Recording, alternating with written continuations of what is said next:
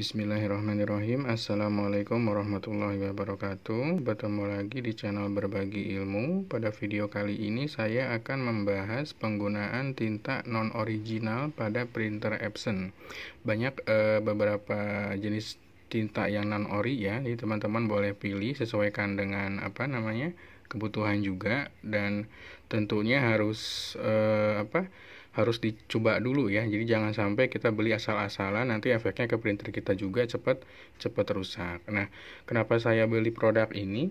Ini itu salah satu produk dari Sinar Jaya. Saya nggak ada maksud promo buat produk Sinar Jaya, cuma memang saya pengguna langsung dari produk mereka. Salah satunya adalah produk tinta ini.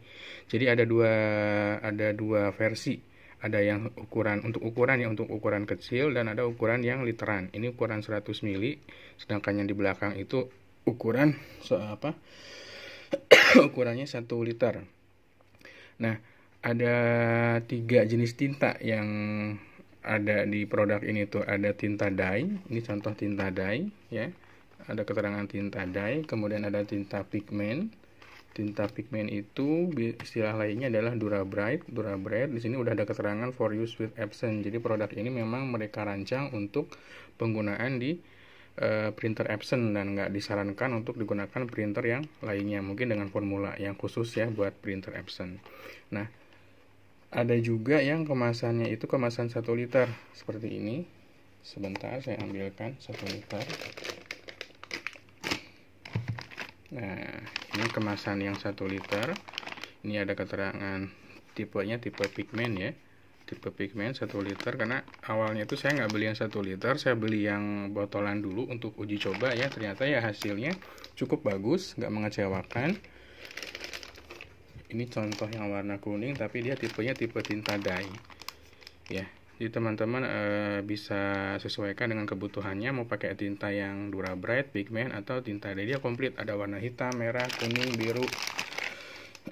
Kemudian ada yang 6 warna juga, ada yang like science sama satu lagi itu apa gitu, ada pokoknya dia ada yang pakai 6 warna deh gitu. Cuma saya nggak pakainya yang ini aja, magenta, cyan, sama yang yellow, sama yang hitam. Nah, ini Durabright yang warna magenta ya, atau yang warna merah. Dia tipenya pigmen juga. Jadi pigmen itu kalau di video saya sebelumnya itu dia kelebihannya dia anti luntur, cocok buat dokumen-dokumen penting ya. Ini juga Durabright. Nah, jadi kenapa saya beli produk ini? Karena memang produk ini itu udah ada 2 sertifikat, dan saya juga udah mencobanya, hasilnya lumayan bagus, nggak mengecewakan. Dan saya gunakan ini itu di beberapa printer saya. Ada yang di L3110 saya pernah pakai, printer zaman dulu ya. Ada juga yang di printer L1300, bahkan di L15160 saya pernah pakai juga. Karena kalau misalkan kita bandingkan dengan harga yang ori, ini lebih bersahabat lah harganya ya.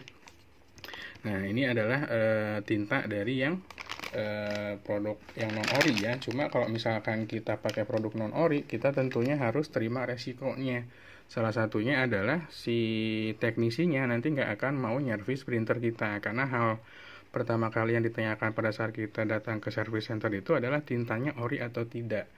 Kalau misalkan kita jawab ori, ya kemungkinan dia akan ngecek juga ori nggak sih, dia akan ngebandingkan. Tapi kalau misalkan kita jawab non ori, dia tuh nggak mau nyervis printer kita. Jadi dia tuh menyarankan silahkan diorikan dulu tintanya. Jadi mau nggak mau kita harus nguras dulu tintanya, baru kita pakai tinta yang original gitu. Nah, sebenarnya penggunaan tinta yang non ori ini cukup aman, tergantung dari pemakaian gitu ya. Kalau misalkan masalahnya clogging, jangankan tinta yang non ori, yang original pun kalau misalkan kita printernya jarang pakai atau salah di pemakaian, itu bisa menyebabkan printer kita menjadi clogging atau putus-putus gitu. Nah, itu adalah beberapa hal tentang tinta yang non ori ya. Jadi kalau misalkan kita mau ngisi di tinta yang di tinta Epson yang dia punya tutup botol yang unik, ini kan tutup botolnya kan masih yang corong ya, jadi dia nggak akan bisa masuk. Jadi buat teman-teman, botol tinta yang aslinya itu jangan sampai hilang. Jadi ini saya pakai tinta Epson 005, tapi saya tintanya itu pakai tinta yang non ori gitu. Jadi yang dari entah itu yang dari 100 mili saya tuangkan ke sini dulu. Kemudian dari yang literan juga bisa. Karena kan ini kan bisa dibuka. Teman-teman bisa buka di sini. Ini pun bisa dibuka. Ya, caranya tinggal diputar aja. Gitu. Tinggal diputar. Memang awal-awal agak keras dia muternya. Nah, nanti tinggal dituangkan ke sini. Cuma ya ingat ya, ini resiko ditanggung sendiri. Cuma sesuaikan kebutuhan juga. Jadi ada beberapa orang yang ganti tinta itu karena memang dia ada kebutuhan nyetak di kertas art paper. Cuma kan nggak semua tinta art paper itu memang cocok digunakan. Ada yang bilang ini tetap luntur, bukan luntur, tetap nggak nempel, dia ngebleber tintanya. Jadi teman-teman juga harus teliti ya, karena sebelum saya beli yang literan ini, saya tuh uji coba yang mililiter dulu. Oh ternyata yang kemasan mililiter ini cukup lumayan bagus hasilnya, jadi saya langsung putuskan untuk beli yang literan karena lebih hemat kalau yang literan. Cuma memang proses pengisian tintanya lebih susah gitu ya, lebih ribet, bukan lebih susah. Nanti kita harus tuangkan dulu, harus bongkar dulu gitu. Nah, atau kalau misalkan teman-teman nggak mau repot, saya pernah modifikasi tinta ini pakai botol bekas hand sanitizer.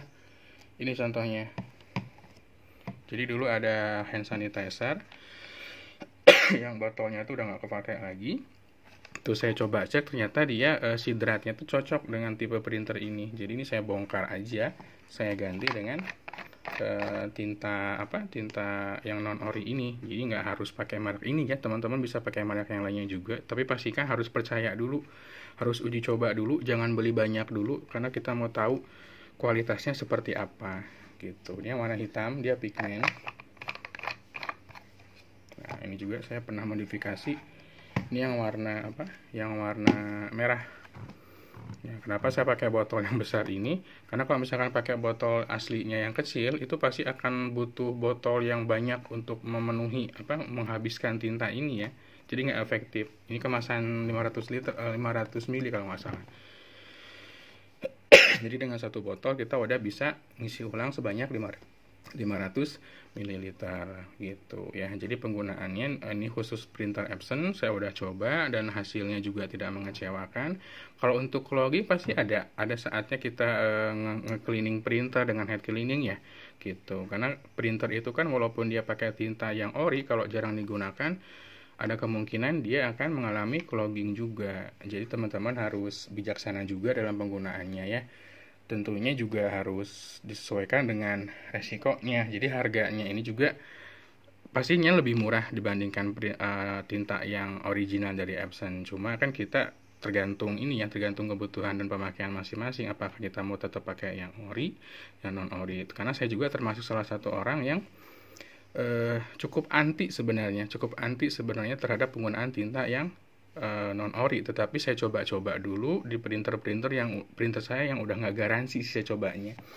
Nah ternyata hasilnya cukup oke. Karena memang sekali lagi dia ada standar ISO ya, ada standar ISO 9001 sama 14001. Jadi ya cukup terjamin lah gitu.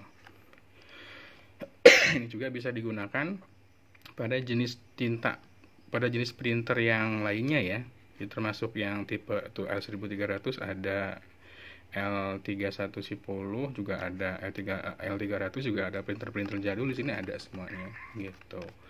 Jadi untuk penggunaannya teman-teman putuskan pakai tinta dye, pigment atau misalkan art paper. Tapi di marketplace sebenarnya banyak yang jualan tinta-tinta seperti ini. Jadi teman-teman juga bisa banyak pilihan. Cuma saran saya kalau mau beli jangan langsung beli yang literan, tapi beli yang 100 mili karena biasanya mereka tuh ada kemasan yang 100 mili.